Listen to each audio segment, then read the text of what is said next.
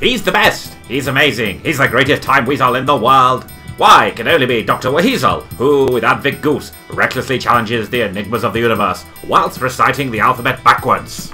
Last time, far into the 52nd century, the Doctor and Advick had met the colonial High Administrator, Professor Wheatenstein, who had rediscovered the ancient art of fungonetics from ancient Croutalian ruins. And now, as he demonstrates just what this fusion of bread dough and robotics can do, Dr. Wheasel must face Part 3 of The Power of the Croutons. Activating.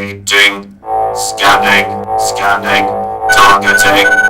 No! Don't perforate my soft fleshy bits! I need them for dancing, loving, and living. Also breathing. Quick, Doctor! Use the sonic screwdriver to confuse its targeting scanners. Oh, yes! Yeah, ha ha ha! Stick this up your cybernetic pipe and smoke it, Crouton! Doctor, it destroyed the sonic! What are we going to do? I can't think. I feel like I've just lost a cousin twice removed by marriage. I am profoundly sorry. They've never done anything like that before. That device, its mining laser, destroyed? Was it expensive? It looked expensive. Do we need to exchange insurance information? Because that might be a teeny tiny problem, as I've only got third-party plasma storm and transmat mishap. No, that's alright. I'm a time weasel of the great Gallowayan house of Spleen Bucket. I'll just improvise. It's what I do best. Long-term planning has certainly actually never been your strong suit, it's true. I can only assume there's some kind of scanning error in its hyperfungoid processor banks. Old CT-47 was in there for repairs after all. Oh dearie me, what an eel I've been. Maybe I could You know make that it up blessed to thing you. was defective and you turned it on. What kind of scientist are you? Don't Where are your ethics? Interrupt me. Never interrupt me again. It sickens me. But, as I digress, perhaps you'd like to have a look at some of the undamaged units in action at the Croutalian archaeological site, Oh, that would be spiffy. I always like to have a snout around ancient alien sites, just in case they've immortalised me in a statue from an earlier visit I've yet to make. At times like this, Doctor, I despair of you and temporomechanics alike. Can't you just keep your egregious ego in check for a couple of minutes? Don't you remember? We need to find those circuits to repair the Wheasness, or we'll be stuck in this time and space forever. Time and space? I hadn't forgotten, Advick, but you have to remember yourself, when you're a wanderer in the fourth dimension, there's no need to rush everything. Sometimes you'll have to stand still and smell the flowers. After those carnivorous blossoms on Seymour 2, you'll forgive me if I decline that offer. Look, why don't you just jot down what components you need, and I'll get it all together, while you take a good, long look round the dig site. It'll probably take me a few hours to put it all together anyway. Aces! Thanks, Wheatenstein. Right then, so I'll need 3 matter-compressing diodes, 4 lengths of trans-optical processor floss, 2 peppermint gobstoppers, a partridge repair tray. Leaving Professor Wheatenstein to his work, the Doctor and Advick rode the mighty maglev shuttle the dozen or so miles to the Croutalian dig site. A vast open pit had been dug into the bright red sand and rock, and as they approached, scores of human figures could be seen, toiling to excavate a series of alien stone buildings. Look, Doctor, there's all the rest of the colonists. You know, I was beginning to wonder if there was something odd about Professor Wheatenstein, but it looks like he's actually on the level. Advick, you really need to view people in a more accepting light. He explained about the Croutons' malfunctions, and the guns on the colony door. You know, all a series of unfortunate mishaps.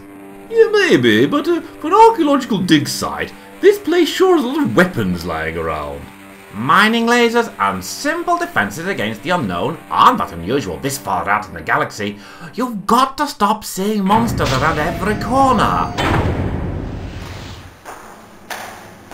Hello? Hello? You two over there, but what I can only assume by its impressive size and girth is some kind of alien fertility statue.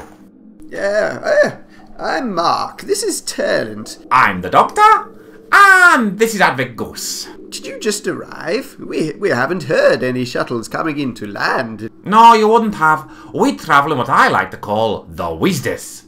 It's a bit more advanced than your 52nd century colony ships. But you came in via the maglev track, from the colony itself. So you must have met Wheatenstein already. Don't ask stupid questions, Turlant. Of course they met him, doubtless running the colony in his usual, very efficient manner. Yes, as colonial high administrators go, he's easily the best one I've ever worked for. I thought you said this was your first off-world assignment. Yes, but that's not relevant, not in the slightest. Doctor, is this what it's like for other people when we keep talking? Oh, no. There'd be more jokes, I suspect. Or at least a semi-decent pun. Now, anyway, my grimy colonials, how's the dig going? Have you found any more precious artifacts of lost civilizations that might make a few quadlunics on space eBay? No, of course not. Look, can I be straight with you two? No, please do. I'm a time weasel who shoots from the hip myself. You're not working with Wheatenstein, are you? Mark, what are you doing? You can't just ask them outright. What if one of his Croutons overhears? You've met those Crouton bread robots as well, have you? We almost got lightly toasted by one ourselves. Oi, Goose. In the division of labour in this partnership, I do the jokes, you ask the yokels the expository questions. Yokels? I'll have you know, I have a master's in space business administration. And Mark here is an experienced exoarchaeologist. Could have fooled me in those tattered and smelly rags. You and all these other colonists look like a bunch of ragamuffin slaves. But that's just it, Doctor. We are slaves. Wheatenstein's got us all digging for our lives. If we don't obey his orders, then one of those Croutons takes care of us. I might have known it. The slightly deranged head honcho turns out to be, once again, a raving loony. Doctor, surely we should have realised it. No one ever helps us out of the goodness of their hearts. And why in the 7 hex is that making you smile? Don't you realise, Advick? It means we've got oppressed labourers. Press-ganged academic professionals, actually. Shh! Raggedy Andrew, I'm talking. Oppressed labourers, deadly breadbots, and a villainous high administrator. That means it's time we hit him with the one thing he'll never expect. A strongly worded memo on lilac-scented notepaper? A very large boulder from a very high place? No, even better than that. Right, all you oppressed workers, throw down your laser shovels, ultrasonic brushes, and pull yourselves out of the dirt. I'm calling a general strike. Will Dr. WHeasel's impromptu labour action strike Professor Wheatenstein where it hurts the most? Will Turlant or Mark replace Advick Goose as a more helpful and intelligent companion? Oi! Or will the fearsome Croutons quash the rebellion before it gets started? You know where to find out next time in Part 4 of Power of the Croutons. Dr. WHeasel is a Weezer Teleaudio Enterprises production, featuring Randolph Wheeling as Dr. WHeasel, Quentin Goose as Advick Goose, featuring L. Stewart Stewart as Professor Wheatenstein, Simon Hart as Turlant, and Steve Alexander as Mark.